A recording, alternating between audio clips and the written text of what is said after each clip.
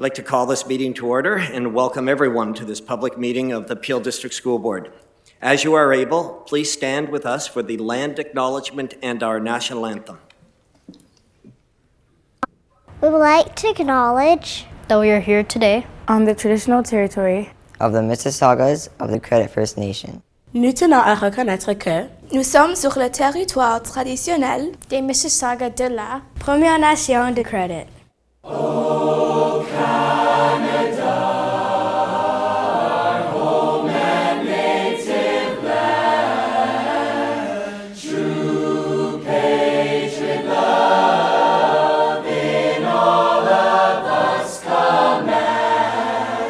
Quand on brasse et porte le pays, il sait porter la croix. Ton histoire est une épopée des plus brillants exploits.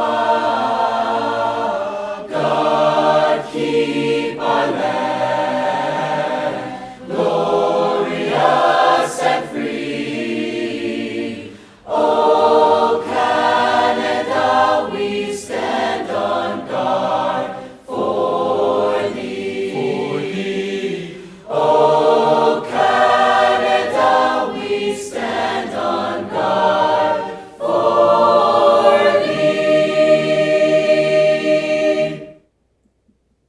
Thank you, everyone. We do have regrets from Trustee Green for tonight's meeting. Moving to item one, or still in item one, with respect to approval of the agenda.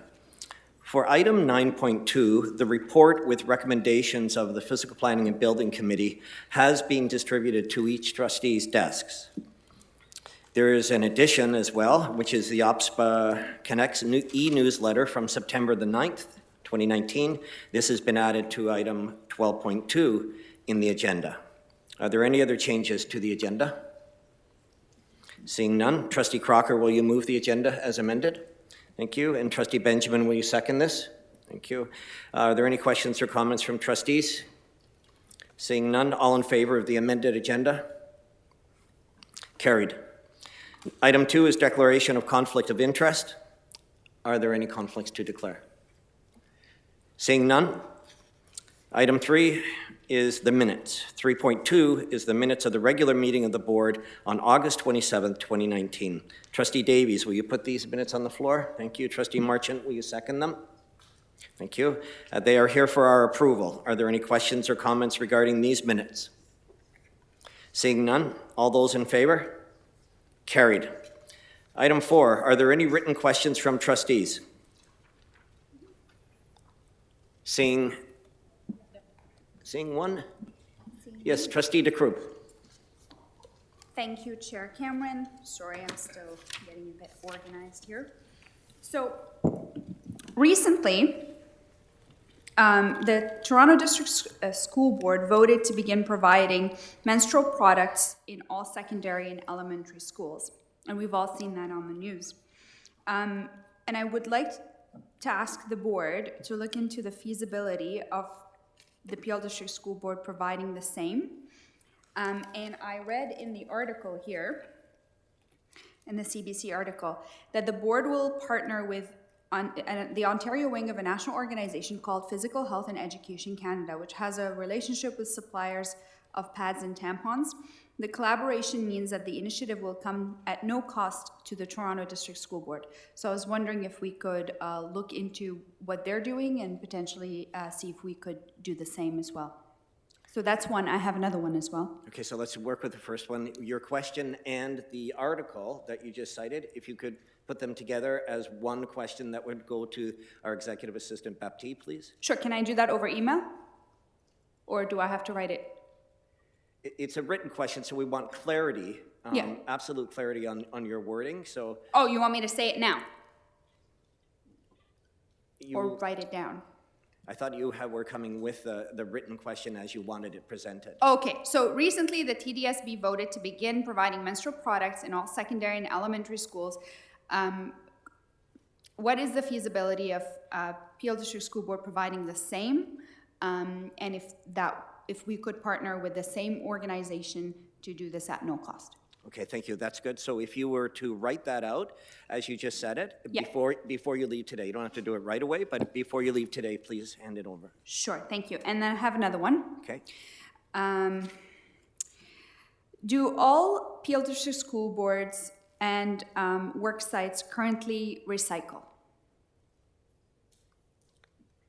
Okay. That's a question. That one is Good. an Okay. easy one. Thank you. Thank you. Hand both of those in, and we'll get some response 2 weeks from tomorrow. Right. Thank you. Are there any other written questions from trustees? Trustee Kane McDonald. Yes, I have 3 questions. Thank you, through you, Chair.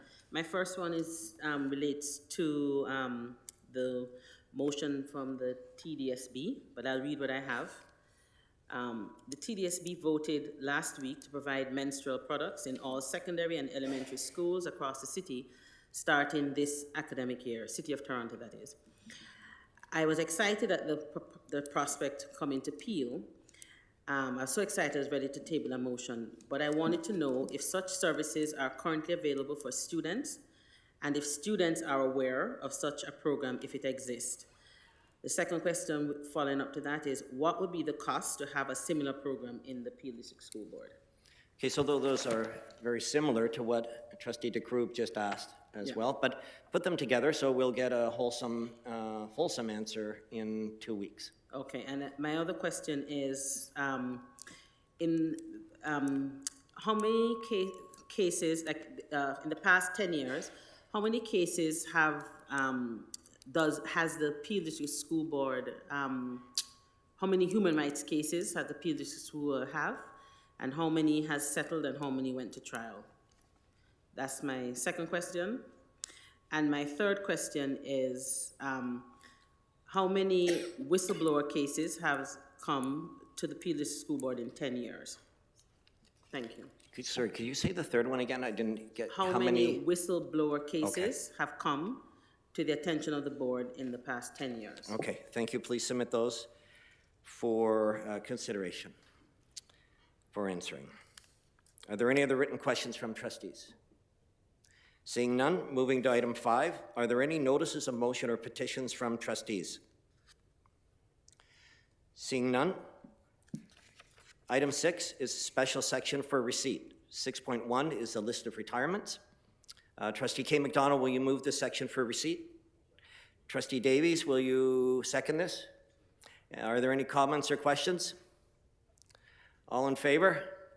Carried. Item 7 is delegations. 7.1 is the delegation by Ed Lovekin on behalf of Mississauga Scouting regarding the increase of facility fees. Mr. Lovekin, welcome. And please approach the podium, and welcome to all of your supporters. Thank you very much. Tonight. It's got pretty good range. Mr. Chairman, honorable trustees, staff of the Peel District School Board, and guests from the community, thank you very much for allowing me to speak tonight. I guess I'll start with the presentation. So who I am. My name is Ed Lovekin. I am the Group Commissioner of the 1st Homeland Scout Group here in Mississauga. I'm also a part-time scouter as well with the Scout section. I'm a volunteer. I'm a father, and the scout that's sitting over there when he'd rather be doing homework. And I'm a 21-year resident of Mississauga. Now, don't adjust your eyes because you are seeing a lot of red, okay? And that's because behind me, I have a few of the many, many scouters who volunteer their time in Mississauga to run the scouting program. So I'm here today to speak on behalf of all of Mississauga Scouting, and honestly, all of the not-for-profit groups in Mississauga that use Peel District School Board facilities. I'll give you a quick background on Scouts Canada. So our mission is all about creating well-rounded, prepared youth for the future, because I'm sure you all agree that the youth are our future. Okay? Scouting, just to be clear, is a not-for-profit organization. We rely on registration fees from families, and we rely on fundraising to fund all of our activities. You may know that scouting as a supplement to or replacement for sports is a great way to provide skills around independence, leadership, confidence, and adventure. These are things that you don't necessarily get in other activities in the community. And finally, Scouting provides many new Canadians with their first opportunity to interact with their peers, to get engaged in Canadian culture, and to experience some of the things that we experience as Canadians. So just to give you a flavor for Mississauga Scouting, and obviously within Peel there's a Brampton organization as well. Tonight we're just Mississauga. We have about 25 active groups within the Mississauga community, which represents Beavers, which are 4 till 7, Cubs 8 to 10, Scouts 11 to 14, and Ventures 15 to 17. Based on last year's enrollment, we had over 1,000 youth, boys and girls, active in Scouting in Mississauga. And we have over 400 Scouters, volunteers, running this program, ensuring that kids get quality programming, safe programming, making sure they're engaged. So why are we here tonight? So back in May of this year, the Peel District School Board implemented a new fee structure for Peel District School Board facilities. And these are significant increases to these organizations. In some cases, groups are paying 10 times, 15 times what they paid historically. As an example, my group, we paid less than $100 last year. We're paying over $1,200 this year. I just spoke with a couple of groups tonight, paid $300 last year, paying upwards of $3,700. And just to put that in perspective, our group charges our youth $240 to participate in Scouting for the entire year, from September to August. Of that $240, the local Scout group receives $40. $40 per youth to run all of our programming. Okay?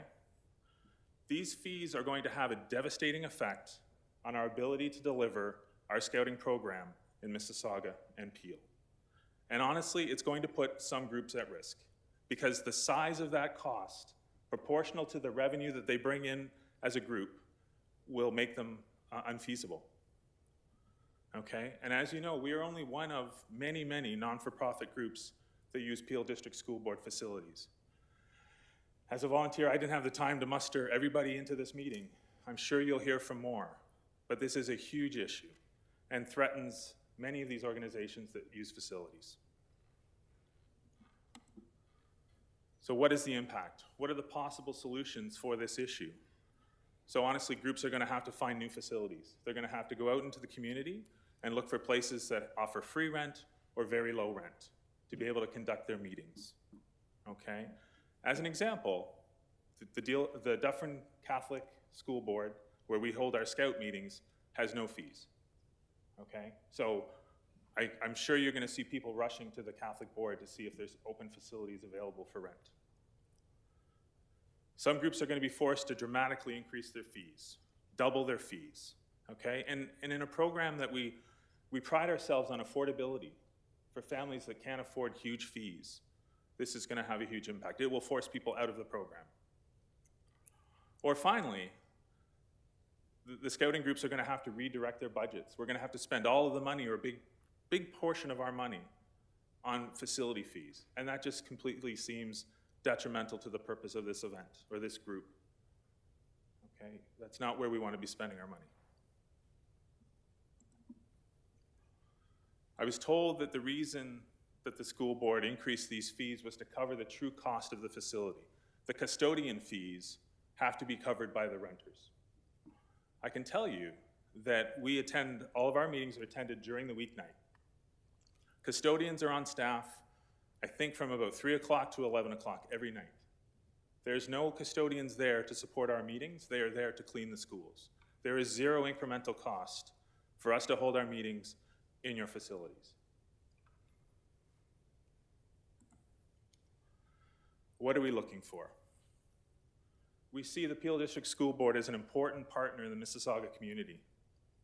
We're asking you to reconsider the increases on these fees, because if you don't, it will have a devastating impact on our programming. The options easily laid out, and obviously the first one is our preference, is to go back to the historical rates. For weekday events, go back to the historical rates. If you can't do that, give us 2 to 3 years to figure out alternatives. Phase this increase over a longer period of time. It was done without consultation, and we need more time to find a solution.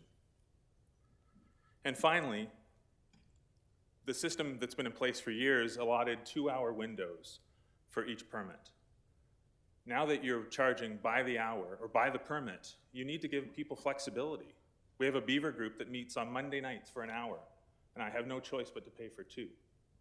You didn't change the system to accommodate the changes in fees. So you need to rethink this entire process. And finally, I think it's Presentations 101 that says you end with a quote. So my quote, Coretta Scott King, late wife of Martin Luther King, said, "The greatness of a community is most accurately measured by the compassionate actions of its members." The Peel District School Board is an integral part of the community. Nobody doubts that.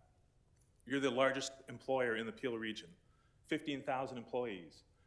And I know for sure some of your employees have kids in our program. You have 250 facilities in the Peel region that were paid for by taxpayers. It would be a shame to let those facilities sit empty. We are there, we need space, we would like to be able to use it. And finally, many of the scouting youth that attend our meetings attend these schools. They go to the schools where they attend their scout meetings in the schools that they attend during the day. And finally, I went back to the Peel District School Board website and reviewed your values as an organization. And I picked up 2, and I'll just read them for you. We care by being compassionate and kind towards all members of our community. We are cooperative, committed to working collaboratively, and valuing the contributions of others for a common purpose. You're here today, and we as Scouters are here today because of the youth. We don't, as people in red shirts, don't benefit at all from this. This is about kids getting the opportunity to develop, and I'm asking for your support. Thank you very much. Thank you, Ed. If you could stay at the microphone, please. We'll open the floor for questions of clarification from trustees. And before I do that, I would like to say what you and I talked about on the phone, and I feel quite sincere about. I was a scout as a youngster and went to the highest level of scouting. I have a blanket still filled with badges that I sewed on it. I don't know, do you still give badges like that today? Absolutely. And it was an honor and a privilege to be a part of a wonderful organization. This is not about, however, how amazing your organization is or what wonderful work it does for children. It is going to be about how this organization has to balance a budget that we have to work with. I will open the floor for any trustees with questions of clarification to our delegator, please. Trustee McDonald. Thank you. Through you, Chair. You mentioned just before you showed the last slide. Yes. That you only need it for 1 hour, but you have to book it for 2 hours. Did That's I one misunderstand? example, correct. Okay, thank you. Yeah. We have a beaver group that meets from 6:30 to 7:30 on Mondays. The permit runs from 6 till 8. So we have to pay for 2 hours. For 2 hours, okay. Thank you. Thank you. Trustee Crocker. Thank you, Chair. Thank you, Chair, and through you. I have it as being on. Activate it again, please. I'm sorry. It's showing as on. Well, I'll use my school voice, so that's good, eh? Yeah. Okay. So, a question for clarification. So, in listening to you, I get the feeling that we're all the scout groups are meeting in schools. Now, when I was in Cubs and Scouts, we met in the church hall. When my mother ran guides and my sisters ran brownies and all that, it was always in the church hall. Are scouts and guides, who I can't really separate in my mind, are they still using church halls the same way? And presuming that they are, what are their rates like by comparison? So yes, there are certain groups that use churches. I would say less than when you and I were youth and in scouting. And as far as I understand, most churches don't charge anything. There may be the odd one that does.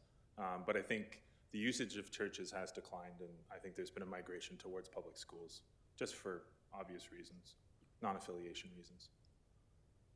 Thank you, Chair. Thank you. Are there any other? Yes, Trustee Sohi. Through you, Chair, thank you. Thank you for bringing this to our attention. Thank you for coming in here. My question is, were you, you mentioned that you received the letter in May about the increase in rental. Yeah. Was that done before the registration, that you did the registration already and now you are being told that it's more money, or you were aware of before the registration of all your scouts? Thank you. Yeah, so notice was in May. My understanding, like this was my first year doing renewals for permits.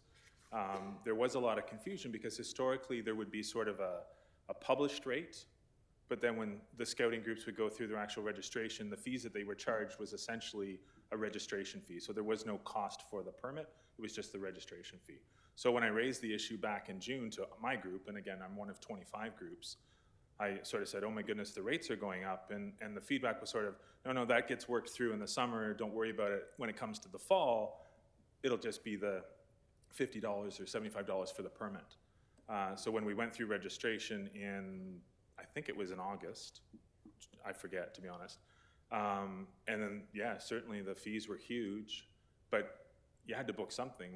We can't have a home. So, but again, that will force us to look elsewhere as we move through the year. Thank you. Any other questions of clarification? Seeing none, Ed, thank you for joining us and sharing your concerns and questions.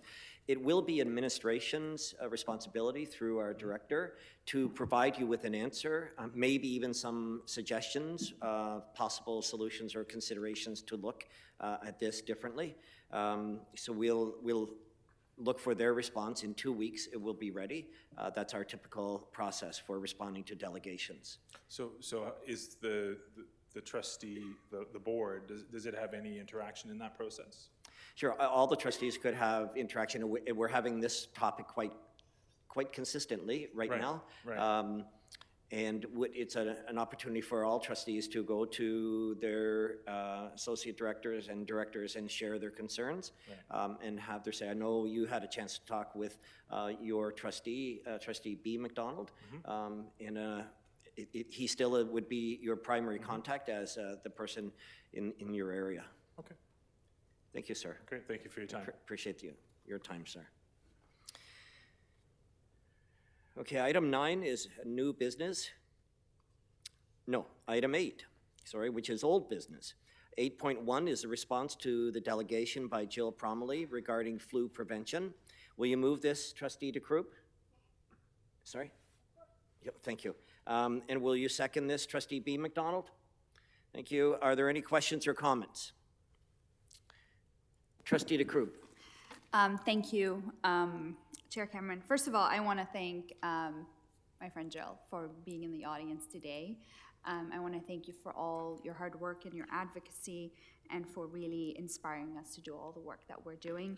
I want to thank my colleagues because, you guys are pretty awesome people. You listened, we had a good conversation, and it was a unanimous support around the table. And thank you for sending me to that committee, because I did attend the meeting the very next day, and, 2 days later. 2 days later? Yeah, I can't remember anymore. Yeah, 2 days later, Jill knows. And we did come up with a plan. I've discussed it with Director Pereira and Associate Director Harmon, and now we do have a plan to move forward for this year at least. I would like to see Jill continue to be involved and to be engaged in this plan. I know, now it's going to be between all of the large organizations that are involved, hospitals, public health, 2 school boards, so it's a pretty large project. But I would love it if Jill would continue to be involved and engaged in the process, because I think her voice is really important as a part of this. And yeah, just really a big thank you to all of you. Thank you for your kind words in this letter, Chair Cameron. And And I look forward to seeing this campaign take off. Thank you. Thank you. And welcome, Jill. Thank you for joining us. So it's been moved and seconded. Are there any other questions or comments? Seeing none, all in favor? Thank you. Item 9 now is new business. We need to take these items individually. 9.2 is the recommendations of the Physical Planning and Building Committee on September 4th, 2019. They were distributed to trustees' desks here this evening. There are 2 recommendations for our approval, as well as information that is here for our receipt. Trustee Crocker, will you move this? Thank you. Trustee Sohi, will you second this? Any comments or questions? Seeing none, all in favor? Thank you. It's carried. 9.3 is a staff recommendation regarding the Peel District School Board's Policy 48, which is our safe and accepting schools policy. This policy has been updated to reflect current practice and has been vetted by Leadership Council and the Trustee Review Committee, and it is here for our approval. Vice Chair Lawton, will you move this? Trustee Andrews, will you second it?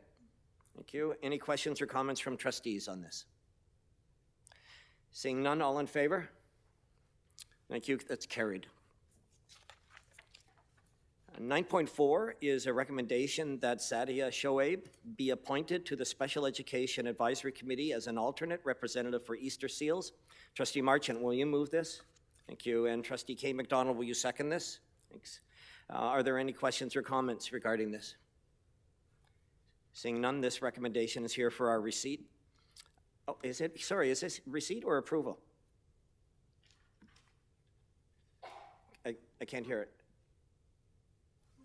Approval, thank you. This is here for our approval. All those in favor? Thank you. Carried.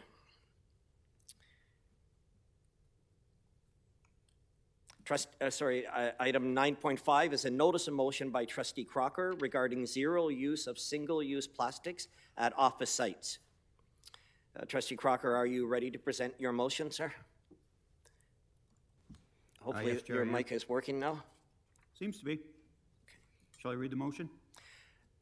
Yes, please, read the motion. So the motion has been amended by addition, and trustees have this in front of them. Be it resolved that the Peel District School Board work towards zero use of single-use plastics, including, but not limited to, plastic bottles, disposable cutlery, and other serviceware in the Central Board Office and field offices by December 2019, and in all PDSB schools and workplaces by December 2020. Chair, if I may, I'll repeat that last phrase because it's the addition by amendment, or the amendment by addition, and in all PDSB schools and workplaces by December 2020. And that is highlighted for all of us to see. Do you have a seconder? I do. And who is seconding this? Trustee Andrews. Trustee Andrews, seconder. Point of order, Chair. Yes?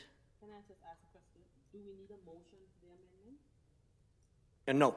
No. Process-wise, we are allowed to have this addition to the original, providing it's announced prior to a seconder having seconding it. Because now Trustee Andrews is seconding the original motion plus the additional piece. Yes. So Trustee Andrews is seconding this, and we're going to ask Trustee Crocker to open with his motion debate. Thank you, Chair. And thank you, Trustee Kay McDonald, for your question. It's pertinent because we did do our homework. And to that end, I would like to thank Associate Director Jaspal Gill and his staff for all their work and cooperation in this, as well as Chair Cameron, whose work you just heard about, Linda Jardine and Nicole Fernandez for their assistance in everything. And I'd like to say, Chair, that this isn't anything new.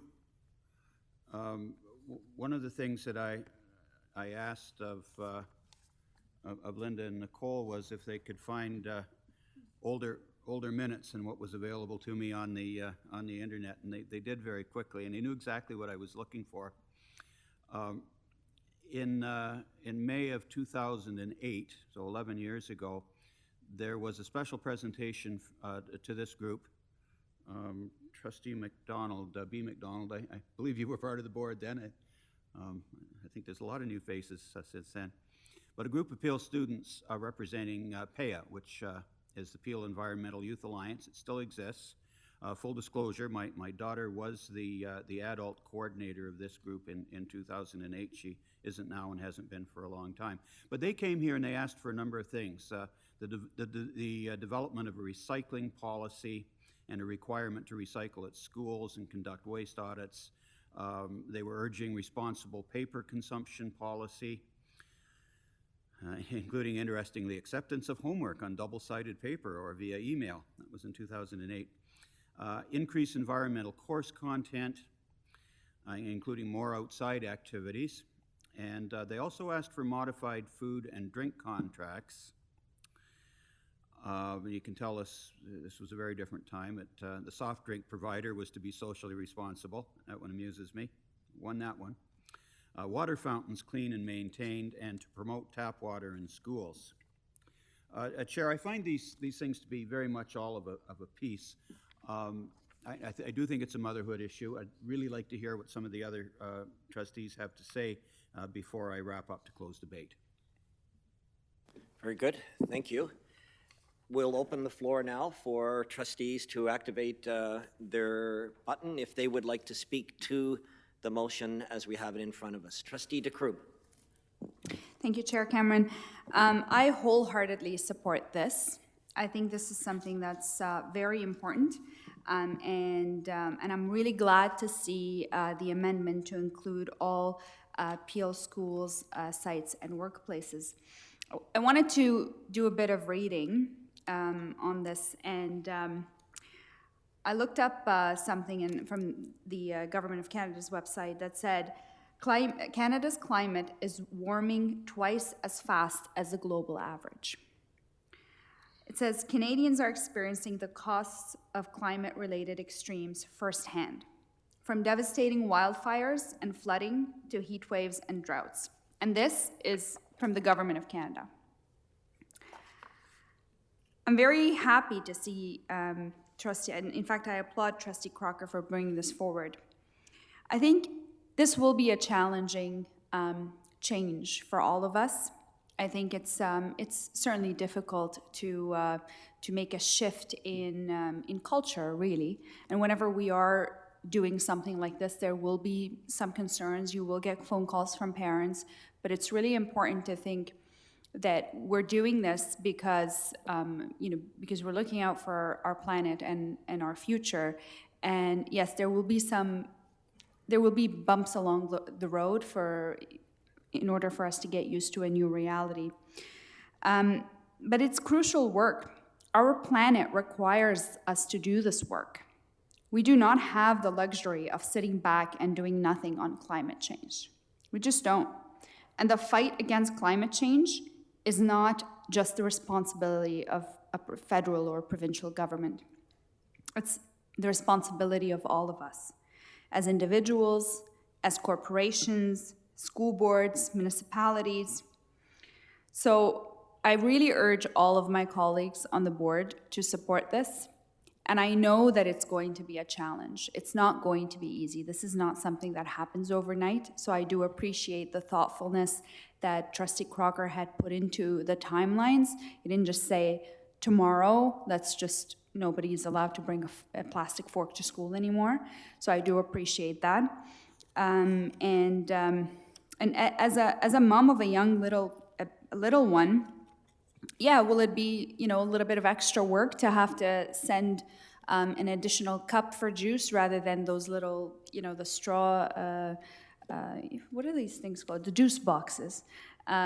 Or, have to send a particular, reusable cutlery rather than plastic single use. Yeah, sure, but I think it's worth it. I think the work is worth it. I think there will be a lot of buy-in from our parents and from our community, and I think this is an area where we can make a huge difference because we are a very large organization. So I do appreciate this very much, and I'm in full support, and I hope all of my colleagues join me in supporting this.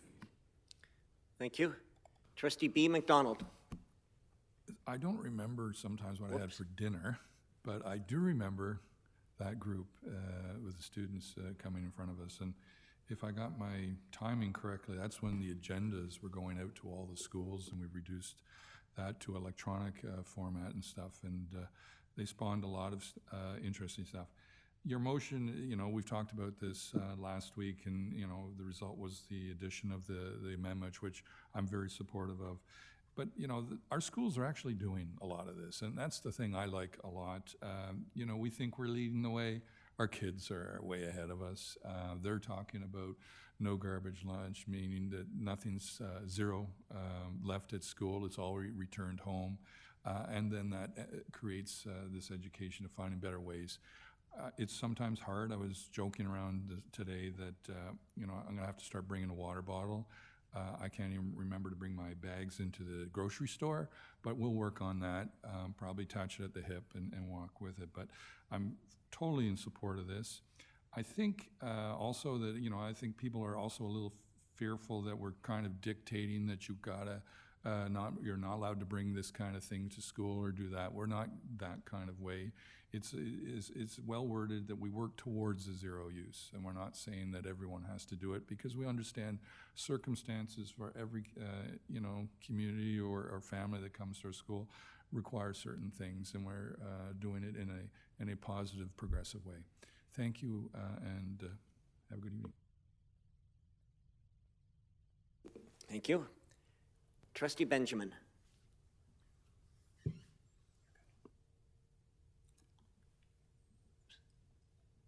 Through you, Chair, I would like to thank Trustee Crocker for bringing this motion forward and making the amendment, because that was a part that I was going to introduce on my own. Thank you, Trustee Crocker. Since 1975, statistics show that throwaway junk in the form of plastic bags and bottles has risen by 620% all over the world. Our environment is being degraded at a very rapid pace by one-time use plastics and poor waste management practices in most parts of the world. And China is supposed to be #1 on the list. Closer to home, on the Labor Day, I visited the Ripley's Aquarium on Labor Day. And I'm going to show you a little a picture that I took, and it's up there on the screen. This was a huge sculpture hanging from the ceiling. Below it was a plaque which reads, "Look up," and I quote, "This sculpture contains over 12,000 used plastic bottles, representing the number of bottles discarded every 4 minutes in Ontario. Annually, this equals over 1 billion plastic bottles not recycled."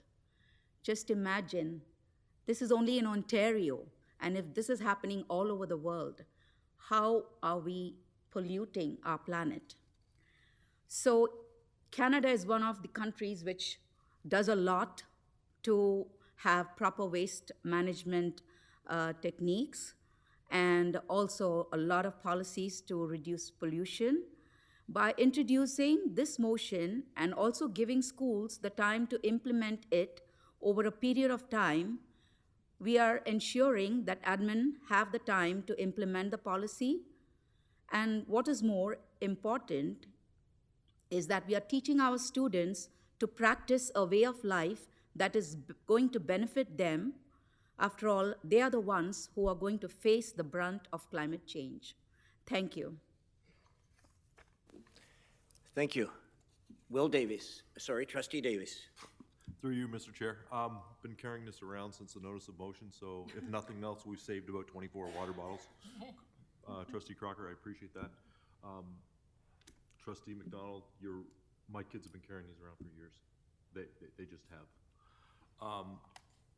But a big point here is we need to start here at CBO. you know, I couldn't help but notice that there are water bottles in our cafeteria. There are these things still here. And from walking around CBO, it should be the easiest for us to do it, especially with water bottles. I mean, I walked by 2 water coolers, the filling station there and the filling station over there on my way to this meeting. And I know that some of our high schools don't have that same opportunity. I know the one that my daughter goes to, they've been trying to fundraise for years, trying to get a similar water filling station. So maybe that should be part of this, looking into getting water filling stations in the high schools as well and the elementary schools, and just, again, showing some leadership here. Thank you. Thank you. Trustee Marchant. Yes, I echo many of the sentiments here. I thank you, Trustee Crocker. I would say, through you, Chair, that this is timely. However, it would seem we're probably about 11 years behind the time from your own report. I'm hoping some of the offsets of any costs with this would be offset through reduction in trash costs, custodial costs, maintenance to the property. So hopefully we'll realize a net zero cost on this one. Although I think almost any cost is probably good in terms of setting an example and letting our students set an example for us in terms of being trustees and wardens of the environment. So thank you for bringing this forward, and you certainly have my full support with this. Thank you. Trustee Kay McDonald. Thank you. Through you, Chair, I'd also like to thank you, Trustee Crocker, for bringing this motion forward. I appreciate it. And again, I won't repeat a lot has been said about the benefits of this program, but I just have 3 questions I wanted to ask you. I'm not sure if you, if it goes through the chair or is there something to consider. What happens to, for example, if we have cutlery in stock in the CBO or the NFO or any of the field offices that's not used by 2019? That's just something to consider, if we could. Activate. Thank you. Thank you for the question, Trustee McDonald. The wording is deliberate in saying work towards.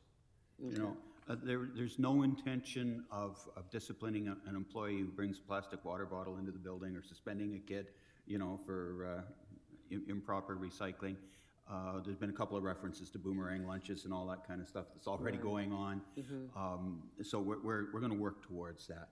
Obviously, we don't want anybody throwing anything away unused or anything like that. We're working towards it. Okay, great. So if that could go out like in the messaging, and of course I'd be fully supporting this motion, but just in terms of the messaging that goes out to the system. And also some high schools have drink machines. So I don't know, I know some of them have pop cans, but some of them also have plastic bottles, single-use plastic bottles that are in those machines. Trustee Crocker. Thank you for that question too, Chair. I think I should probably defer to the Associate Director on that one. My understanding is that we've already reduced that drastically. Certainly in 2008, there were pop cans everywhere. It was frightful. And the culture around that has changed. I know that there are contracts that will have to be reworked, and they won't all be reworked in according to this deadline. But but the will is certainly there. Okay.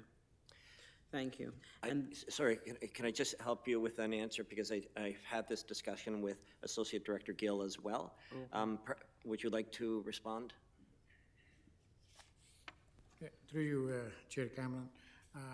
We only have actually a handful of schools where we have those vending machines which have water bottles. So and they are every year we are reducing our dependency on those ones. And I would say within the next couple of years, most of those vending machines will be leaving our schools.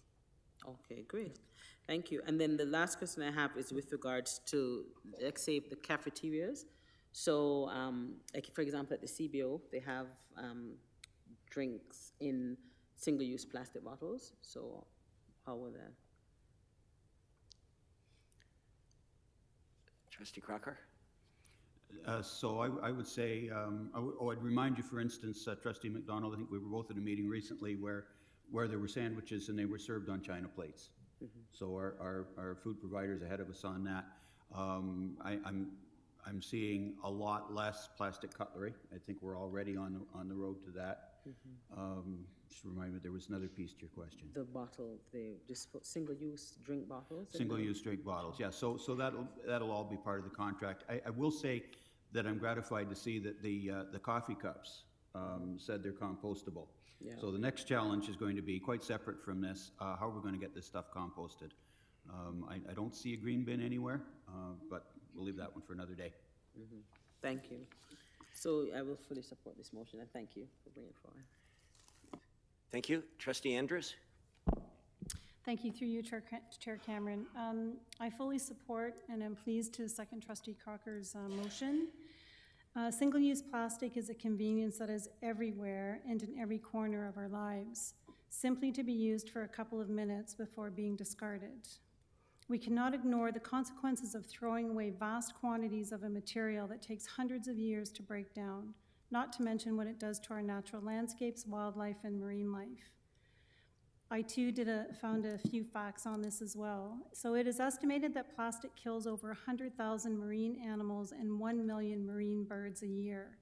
By 2050, the ocean will contain more plastic by weight than fish. Studies also found that tiny particles of plastic are already in our food chain, and an average person who consumes seafood ingests 11,000 tiny pieces of plastic per year. Guess it's a good thing I don't eat seafood. It's a fact that every single piece of plastic ever made still exists somewhere on this planet. This is an overwhelming issue, and you may question whether anything we can do as a system would realistically make a difference. The truth is that even small changes of habit accumulated over time add up to a big difference. There are some very simple changes of habit that can be adopted today. Carry a reusable water bottle. Bring your own cup. Pack your lunch in a reusable container. Say no to disposable straws and cutlery. We need to do our part and set the example for our schools and workplaces to follow. We all have the power when we own our actions and do something about it. So Trustee Crocker, I obviously will be voting in favor of your motion. Thank you. Thank you. Trustee Sohi? Thank you, through you, Chair. Thank you, Trustee Crocker, for bringing this up. And my colleague trustees have said a lot about the environment. I just wanted to add a little bit on the healthy part of it. We all talk about microplastic pollution by drinking from the plastic bottles, and I think this is a great way we are teaching our kids, and the kids will be drinking a healthy water now. And the second thing is, through this, we will be educating, teaching 156,000 kids, but indirectly way more than that, because the kids will be taking that education home. Because so many times when even the kid doesn't want that, because that's my personal incident when I was visiting one of the schools in March. This kid was holding a juice box, and I was actually at that time talking about having no sugary drinks to the school.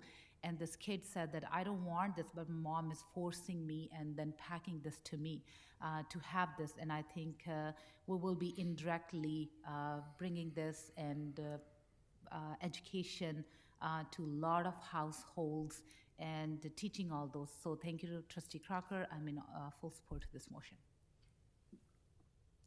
Thank you. Anyone else like to speak?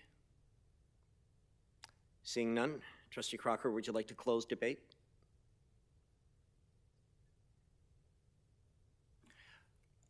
Yes, sir. Thank you, Chair. I would. And I thank my colleagues for saying much more eloquently than I would have, all the stuff they said, everything. And excuse me for personalizing this a little bit. Between the time that I entered notice of motion on this 2 weeks ago and today, an unexpected and truly a terrible thing happened. A hurricane came off the North Atlantic, and it struck the Bahamas with vicious force. And it did something that hurricanes don't usually do. It sat over the island of Abaco for, I think, 24 hours and just wreaked havoc on the place. I know that this is hurricane season, and that's bound to happen, but there's just never been a story like that before. Trustee DeCrube started off by making reference to climate change. And I can't draw a straight line between the plastic water bottle or the plastic fork and climate change. It's all on the same page. If you believe in an infinite universe, as I do, then chaos theory makes a whole lot of sense. And, you know, the butterfly flaps its wings in one country and the hurricane happens somewhere else down the road. But there is a line to be drawn between our plastic bottles and climate change, even if you only look at all the effort that it goes into to manufacture stuff that we don't really need, to transport this stuff and all the rest. If this had been 1981 instead of 2019, I would have been on the island of Abaco. I took a job there after 4 years teaching in Ontario, and the Ministry of Education and Culture sent me to Abaco Central High School, just south of Marsh Harbor. If this had been September 1982 or 1983, I would have been there too, and I don't know how I would have survived it. And there are terrible news stories ahead of us coming out of that island, I can promise you. They will have no fresh water. There's no running water on that island. There's no fresh water at all. It all comes out of the ground, and that groundwater is now contaminated. I will say this, though. I got lots of opportunities to walk on the beach. This is the early 1980s now, and it was fun finding stuff like there were plastic things in those days. Most of them, it seemed to be, were put there by the U.S. Armed Forces. They were parts of discarded cylinders from either military ordnance or weather balloons, depending on who you talked to. And they were kind of cool to pick up. If you were really lucky, you found one of those old glass fishing net floats. Now they're plastic too. But what you didn't find were plastic water bottles, because until the mid-1980s, nobody was walking around with a plastic water bottle. Somehow or other, we got along without plastic water bottles. The last thing I'll say is to reiterate something. It's a bit of a cliche, but we say it in schools. Think globally, act locally. I thank my trustee colleagues for their support. Thank you. So I will now call the vote. A simple majority is required to carry the motion. All those in favor of the motion Trustee Crocker has just presented, please raise your hand. The motion is carried. Thank you. It was unanimous.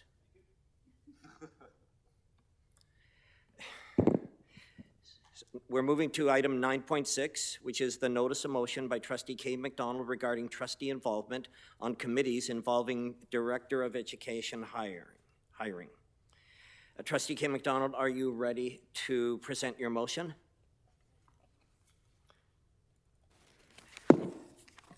Thank you. Do you have a seconder? I do.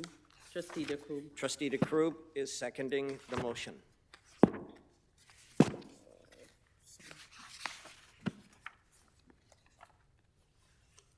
And Chair, I'd like to ask for a recorded vote, please. Okay, thank you. Thank you. So our Peel District School Board trustees are made up, it's quite an eclectic group. We're made up of people of color, visible minorities, people with different abilities, people of different genders, immigrants, single parents, married people, divorced people, people who were ESL learners, first-generation Canadians, young and the not-so-young, people of different ethnic and cultural backgrounds, people of faith, people of different faith, people of little faith. So why shouldn't committees reflect this diversity when it comes to matters of our Director of Education? All voices, at least any voice that wants to be at that table, should be. The Peel District School Board trustees have one employer, and that is the Director of Education. As such, we have a duty as a board to ensure that all voices, whether popular or not, are heard. Individuals must always be allowed to express themselves freely, honestly, and respectively, of course, without feeling afraid of reprisals or being isolated and targeted. By allowing all trustees to be involved in any process involving the Director of Education, we can help to eliminate excluding individuals based on likes or dislikes. We reduce the chance of excluding a diversity of voices. During a recent incident, when a committee was formed regarding matters pertaining to our Director of Education, I was disappointed by the lack of diversity in the outcome. I felt compelled to put this motion forward, as the board should lead by example and ensure that we're truly inclusive of all people, including peoples of color, people of varied ethnic and religious affiliations, different genders, and all other that make us who we are.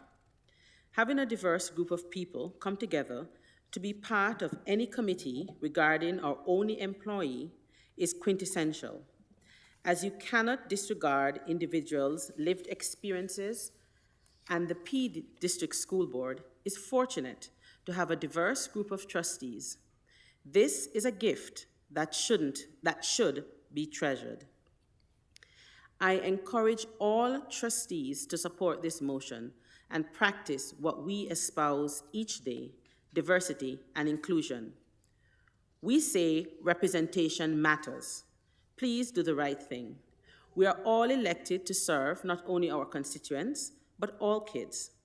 So let each kid have representation if their trustee or any trustee wants to participate. I would like to close with a quote from MIT's 16th president, Dr. Susan Hockfield. Creating a culture of inclusion is not an optional exercise. It is the indispensable precondition that enables us to capitalize on our diverse skills, perspectives, and experience, so that we can better advance the fundamental research and education mission of MIT. In this case, I would like to just peelize the quotation. So I would have it read, therefore, we better advance the fundamental reason why we as a board collectively do what we do each day to inspire success, confidence, and hope. Thank you. Okay, thank you. At this point, we open the floor for debate. If any trustee would like to speak, you could activate your speaker, and we will get to you. Trustee DeCroo. Thank you, Chair Cameron. I actually spent some time thinking about this and thinking about the way we choose our committees in general and how we select who gets to be on what committee. And this is not a parliament. There's only 12 of us. It's not like you have 300-something people here that all want to be on one committee, and just not manageable at that point. I don't know why we can't at some point move to a system where any trustee who wants to participate in any committee at any level about any topic can do so. Again, there's only 12 of us. There's a lot of committees. I don't think all 12 are going to show up to every single one of them. But I think there's something to be learned from this experience and from this motion, and that's why I'm supporting it. It doesn't need to be restrictive. There's no need for that. There's no use for that. And at the end of the day, we are public elected officials, and if we have concerns that are additional to what's happening at a committee level, we're going to bring them to the board. So really, there's really not a whole lot of point in continuing to do things the way we do. And maybe that's something we need to discuss at Trustee Review Committee, and we could look at the bylaws. I understand that we would always need some sort of quorum, and there needs to be a minimum number of trustees, but I don't know if there always needs to be a maximum number of trustees or only a particular number. So I am going to support this, and I would encourage the board to look at the way we select committees and what that means in a more broader fashion. I think we could do things differently. I mean, we're a board that talks about inclusion and equity and diversity, and we need to be that board. I mean, it's quite simple. If you want to show up to an extra meeting and have your voice heard at an extra committee, by all means, be my guest. Yeah, I'm supporting this. Thank you. Trustee Sohi. Through you, Chair, I have a question of clarification. Like, I have a question for probably the director can be able to answer or. Speak a little closer into this for all of us, please. Oh, thank you. I have a question regarding this. To my understanding, I think all the trustees were allowed to go into any committee if they wish to. So if you can give the clarification, because I think all the trustees can go to any committee if they want to. Is it true? Director Joshua? Through the chair, I think if you're talking about attendance at committee meetings, other trustees can attend meetings. Just in terms of any decision-making, that all happens at the board table with all trustees. So committees can do work, a small group can do some, can be asked to work on some particular action, but all decisions come to the Board of Trustees for a whole group decision, always. So the whole board votes on the decision of a committee. And we are also allowed on the committees like CA committee and all those committees, apart from this one committee where we just elected the trustees to be in. Through the chair, if I'm understanding your question, I'll get clarification. All trustees can attend other meetings, but to be official members of a particular committee, you go through a process to be members of those particular committees. So that may limit the number of people that are specifically members. However, ultimately, any committee work comes to the board for whole group decision. Thank you. Thank you. Are there any other requests to speak from trustees? Seeing none. Trustee McDonald, would you like to close with debate? Close your debate. Yes.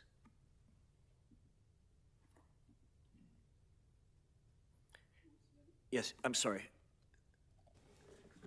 Hello? Yeah, it's on. Could I get a question of clarification for a director, please? Yeah? Sure. Because he mentioned to the question asked by Trustee Sohi, however, when you're on some committees, right, if you're not the trustee on the committee, you don't know when the committee is meeting. For example, every trustee will not get an invitation to, let's say, the French Immersion Advisory Committee meeting. Is that correct?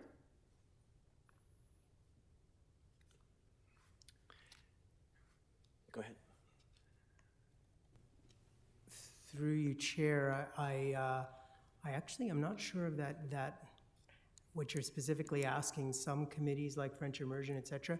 When you do go through as a board of trustees, sorry, through the chair, to select members on behalf of the group of trustees to attend those meetings, yes, they do attend those meetings. Ultimately, however, any recommendation that comes from those committees does come back to this board. Yes. No, I'm saying in terms of participating in the meeting. So, for example, if you have a committee for the RFP, right, the meeting has happened, but every trustee wasn't told when that meeting was occurring. Is that correct? That would be right. Right. There was a committee voted on by the board, struck to do one job, which has Right. been done, and was completed. Right. So I'm just following up to Trustee Sohi's question, because I'm not sure she got the impression that you can attend every meeting. Well, you can't attend a meeting if you don't know when the meeting occurs, because you're not notified about meetings unless you are the chosen trustee to represent at the meeting. Is that correct? Yeah. Through you, Chair, there are a number of standing committees that I was referring to. The reference was to a committee like SEAC, where those particular meeting dates, et cetera, are publicized, and all trustees can attend those. So that, thank you for asking that question. That was specifically what I was referring to. Through your current process as a board of trustees, you do select members for other committees, ad hoc committees, et cetera. And there are official members, and there are others who rely on those official members from the from the group of trustees to bring information back to the full board. Okay, thank you. Could I just call on trustee Marchant, who would like to? Thank Join. you, and through you, Chair, I'm just a little confused now, because this motion I thought pertained specifically to committees pertaining specifically to the Director of Education involving trustees. So I'm not sure what the French Language Committee or SEAC or any of those other committees have to do with this, unless I missed the point of this motion, which is perhaps, maybe I should have spoken earlier, if I'm not sure the intent of this specific committee. So is through you, Chair, is the intent of this that any one trustee can override the decision of the board if the board decides that 2 or 3 or 4 or 5 or 7 trustees will be sufficient to do a task, that any one trustee can then override the decision of the board to do that? And if that's the case, then I would respectfully, through you, Chair, suggest perhaps that this go to the trustee bylaw committee to discuss bylaws on that, because I think that's a very separate point. So I would ask for some clarification on what the intent and purpose of this motion is, and how that's going to roll out in the long term in terms of decisions made by this board. If we're voting one person to go to OPSPA, where they may talk about directors of education, would this allow any trustee to go and speak on behalf of the board? Because sometimes we elect people from this board to speak on behalf of this board. And would this allow any one trustee to supersede those decisions of the board? Thank you, Chair. And I think as well, we, just in terms of procedure, I did ask Trustee McDonald if you were ready to close debate on your motion. So you've taken us in a bit of a different direction. I think if there's something separate, that would take place at another time, but we've got to focus on allowing you to close debate on your motion with respect to what you have written and given to us. So I'm going to ask you to come back to your debate and close this, and subsequent discussions at other meetings could take place with respect to your other questions. Okay. So I'm going to ask you please to close debate on your motion, please. I will. You asked me if I was ready to close debate, and I said yes, but I said before I wanted to ask some questions of clarification. So that is what I was doing. Okay, thank you. And I think I'm allowed to ask questions of clarification, am I not? You are, and we got some confusion out of the question, which is why I'm suggesting we need to move that to another time for that discussion, maybe at trustee review committee, maybe in committee, in private sessions, so we can talk about this. You know, as you were talking, I was thinking about other examples of committees that, a committee that I'm on, and when we meet, nobody other attends, and nobody knows when it is, because it's a pretty uneventful, if you like, and not student focused particularly. But so I'm going to ask you now to please close the debate on your motion, please. Right. So this debate is not intended to address all meetings of the board. As it says in my motion, it is with regards to any committees or issues around our Director of Education, not Toronto's Director of Education, whoever our Director of Education is. And I think it's important that all trustees, when it comes to matters pertaining to our Director of Education, be allowed to be on committees regarding any matter. And basically that's, like I said in my opening statement, that is what this motion is about. I'm not suggesting at all in this motion that, you know, if there's at the Ontario Public School Board Association, if they're talking about Director of Educations, then anybody attended. That's not what this motion is about at all. It's regards to any decisions around the Director of Education of the Peel District School Board that our board, our 12 trustees are dealing with, just to clarify that point. Thank you. Are you complete with, you're Yep. done? Okay, thank you. Then I will call the vote. A simple majority is required to carry the motion. Recall that a recorded vote has been called for. So all those in favor of the motion that Trustee K. McDonald has just presented, please stand.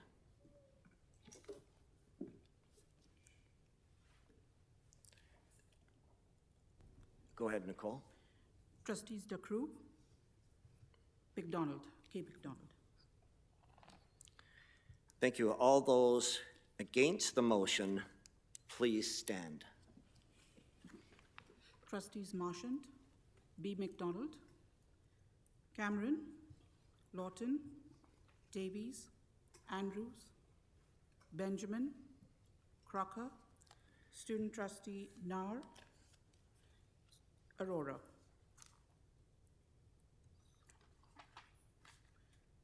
So, in favor 2, opposed 9, and 2 student trustees opposed. And one abstain? No. I'm sorry. Sorry, yes. Yeah, I didn't call for it. You but didn't call for it. Are you abstaining? Yeah. Okay, clarifying. Thank you. Yep. The motion is defeated. Moving to item 10 in the agenda, which is reports from officials and staff. 10.1 is a letter to parents regarding Peel District School Board staff's duty to report to the Children's Aid Society. This is here for our receipt. Trustee Andrews, will you move this, please? And Trustee Benjamin, will you second this? Thank you. Are there any questions or comments? Seeing none, all in favor? Carried. 10.2 is a September elementary enrollment report. We have an oral report from Controller Wright. This is here for our receipt. Controller Wright, do you have a microphone? Yes. Thank you, Mr. Chair. As is the board's practice, I am presenting the board's first week of September enrollment report. As of today, at 5:45, September 9th, 2019, the Peel District School Board had 114,457,000 elementary students after the first week of school 2019. This represents a growth of 227, or 0.2% elementary students in the form of growth from the first week of September 18th, to the first week of school, September 2019. Mr. Chair, this low rate of growth was predicted earlier this year when reviewing projections. This year's first week of September elementary enrollment will be verified, and a written report will be brought along with the secondary enrollment numbers to the regular meeting of the board, September 24th. Thank you. Thank you. Trustee Sohi, will you move this? Trustee B. McDonald, will you second this? Thank you. Are there any questions? Yeah, I'm sorry. Controller Wright? If I could, that number would be 114998. Again, I quote the base number, September 9th, 2019, of 114998. My apologies. Okay, does that still represent the same percentage increase that you talked about? Okay, thank you. So we have it moved and seconded. Any questions or comments from trustees? Seeing none? Yes? Go ahead. Through your chair, the number 227 was for the elementary students. Did we have was that all students or just the elementary? Yes, sir. Elementary students only. Okay, so do you have the numbers for secondary students? Secondary students will be reported. That information will be disclosed this Friday, and it'll be disclosed in writing September 24th at the next board meeting. Okay, thank you. I missed that. Thank you. Okay, now we'll ask if everyone is in favor. Raise your hand. Receipt. Thank you. That is carried. Moving to item 12, which is reports from Ontario Public School Boards Association. 12.1 is OPSPA Connect's e-newsletter from September 3rd, 2019. 12.2 is OPSPA Connects from September 9th, 2019. Trustee Andrews, will you move these? And Trustee Sohi, will you second them? Thank you. Are there any questions or comments? All in favor? Carried. And moving to item 15, are there any reports from trustee representatives on councils or associations? Seeing none. Item 16 is comments or questions from board members. I will start with our amazing student trustees. Trustee Nar? Yes, go ahead.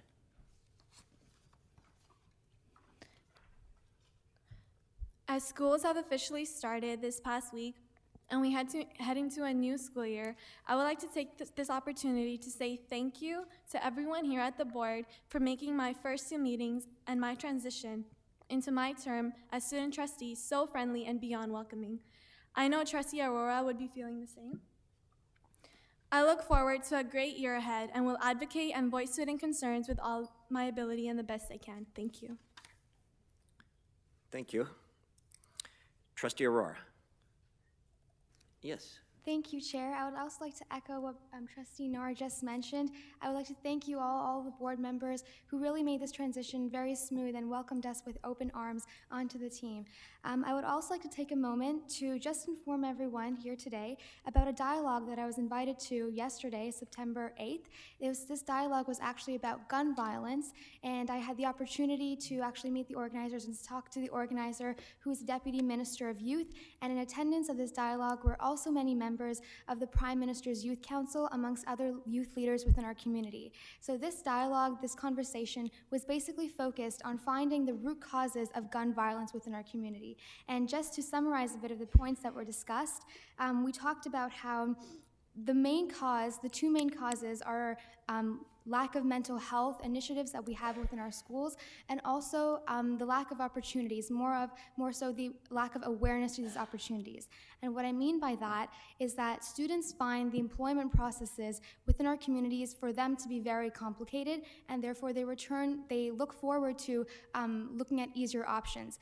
In other words, it is required for students to actually write cover letters and then prepare these cover letters for specific jobs, then go within their communities, look for different employment opportunities based on their positions and that they have in the past, their skill level, and even their age. And then from there, it's required of them to fill out applications, go to interviews, and then they might even be accepted or rejected for these positions. So instead of going through this whole process and getting a position, a job employment of where they make minimum wage, they look for other opportunities, such as doing illegal activities and participating in these illegal activities, such as selling drugs or even guns, for instance. And so when they turn to these activities, they get caught up in all of these traps, and then they realize that what they are doing is illegal, but it is supporting their families financially. And so to them, it is more beneficial than it is as a negative point. And so when this happens, they turn to guns as a form of protection to use in their communities, and then this is when gun violence starts. And another form is when we look into mental health, the lack of mental health workshops that we have within our schools. I know that we do have many leadership courses, which is an amazing contribution to what it does within a child's life. And I myself did take a leadership course in my grade 10 year, and I know that I learned so many different techniques and skills that have helped me with my well-being. And so that these workshops we should have them more frequently without the board and within our schools. I know that that's something that we also talked about. And I would also like to take a moment now to thank the board for really allowing me to attend these kinds of workshops and these kinds of dialogues, and for giving me the opportunity to provide some of my insight that I gained through this discussion of the gun violence dialogue yesterday with you all. So thank you very much for everything. Thank you. Trustee Crocker? Trustee Benjamin? Yes. Through you, Chair, I didn't do it in the last board meeting, and so I want to take this opportunity to welcome our 2 amazing young student trustees and wish you all the best. Welcome to the board. I would also like to thank all the principals. We had a very busy first week, and I got so many newsletters from many of the principals, which was very useful because it provided a lot of information that I was sometimes seeing for the first time. And on the very first day, I got several calls from parents, and these newsletters did help me a lot to even, answer these questions. So I would really like to express my thanks to the principals in my ward. Thank you very much. Thank you. Trustee K. McDonald? Yes. Thank you. Through the chair, I just wanted to first thank Controller Chung, were you there, for, I would like to just publicly say that we do have a little hiccups and bumps along the way, but this startup this year has been much more successful. So thank you for all the different initiatives that you put in place to minimize when I compare from last year to this year. So thank you for that. I really appreciate that.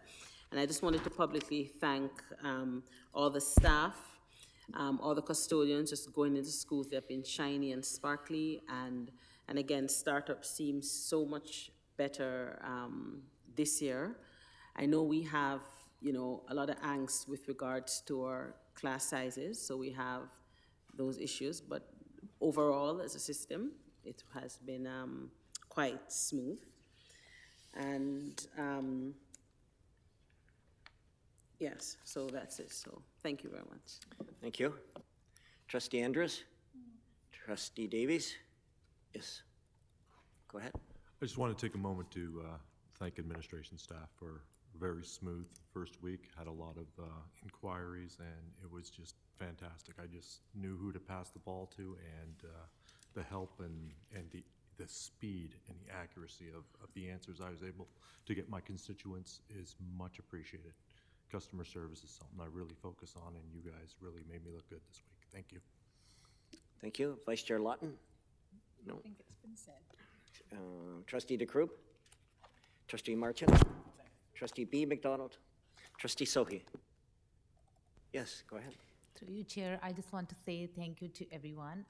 It was my first start of the year, new school year, and I only received more than 70 phone calls and probably 50 emails, but with your support, I was able to answer back.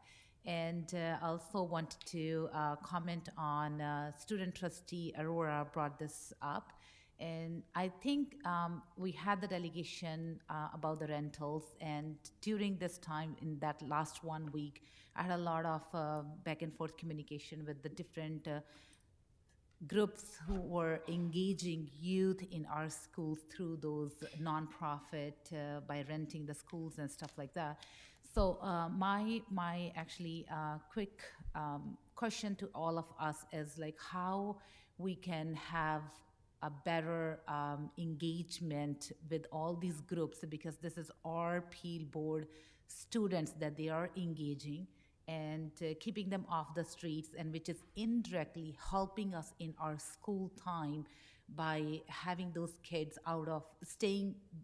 having those kids stay out of the trouble. So I really would love to see those kids back on those activities. If there is something as a board we can work together, if there is something that we can suggest to each other, and there is something that we can do about it. Thank you so much. Thank you. Item 17 is public question period. Are there any questions from the public? Yes, Jill? You can approach the podium and ask a question. That's why we call it question period. Okay. How do I phrase this as a question? I guess I'll end it. Or you could say, I'd like to ask a question. I'd like to ask a question. And then frame something. Thank you, all of you, so much for all of your time 2 weeks ago. From the very bottom of my heart, I know that we came in here and had a really hard discussion 2 weeks ago, and it's been a hard discussion for me for the last 3 years. And I am so grateful to all of you who were here and heard everything that I came to talk about and who are so ready to get on board and help us get started to prevent more stories like ours. Thank you to Trustee Dacru for helping us to bring this to the table. I didn't know how to get this rolling at this level, and she was such a huge help, and she's really been helping us spearhead this and to get things rolling with the rest of our community partners. Thank you to my trustee, Brad McDonald. This is something that's going to directly impact our community right away, so thank you. Special thank you to Director Pereira, who I understand has already gotten started getting our communications going. Just thank you, all of you. This is so important, and anything that we can do to prevent more stories like ours is amazing. So, how are you all so amazing? There it is. There it is. I was framing a question, Jill. It was going to sound like this: how do I thank you? Right? But you had one. Thank you, Jill, for your courage, for your strength, for your engagement, and your willingness to work with us in a way that will hopefully help many, many other children. I'm so grateful for your time. So thank you. Thank you for your dedication to our communities, to all of our kids. So you're all doing such important work. So thank you. Thanks, How do Jill. I thank you? Yeah, thank you. All the best. Have a wonderful evening. Item 18 is further questions. Are there any? I'm sorry. Oh, you had another question? I'm sorry.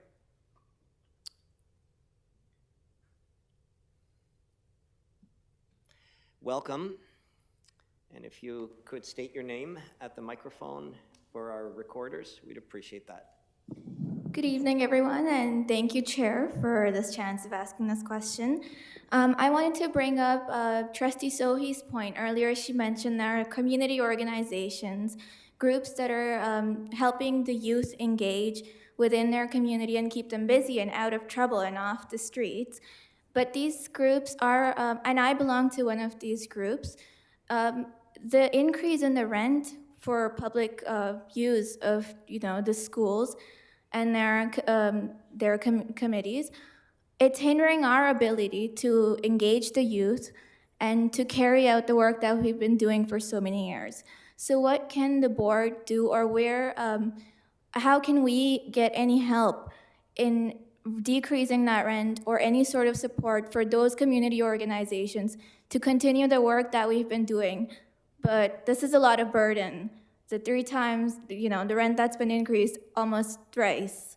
So I just wanted to know what the board is doing about it and what can we expect. Thank you. Okay, thank you. Please don't leave the podium. I'll just share with you. We're hearing this question a lot from different groups, and predominantly what's happening is individual groups are working through their individual trustee to then have that voice to deal with administration to ask the questions, are there any things we could do? Is there a creative way to look at this situation? And in a number of cases, administration is seeing if they suggest something different to the user group, they might find a better solution for themselves. But I want to encourage you to stay closely working with Trustee Sohi, knowing that she is your voice at this board and that she will work with administration to try to find an answer if there is one. There's no guarantee that there'll be one, but there'll be details that she can provide back to you, at least as a response. Sure. I know there was a delegation here for that same reason, and I've been in contact with Trustee Crocker, as well as some people from our organization have been in contact with Trustee DeCrube, but we haven't received any feedback in terms of what we can do to divert this problem or to deal with it. And so I would just like some sort of an answer for why it's happening and what the board is doing about it exactly.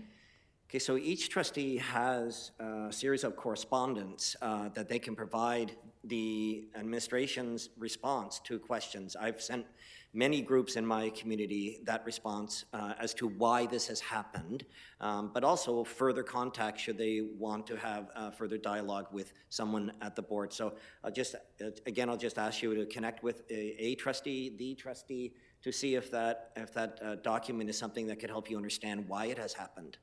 Sure. Thank you so much for your time, and I would like to thank Trustee Crocker for actually telling me about this meeting so that I had the chance to raise this question. Thank you. Thank you, and I'm not sure I heard your name. Maybe you said it, but Zilaf. If you could go to the 2 ladies on the right and give them your name, we'd appreciate that. Sure, thank you. Have a wonderful evening.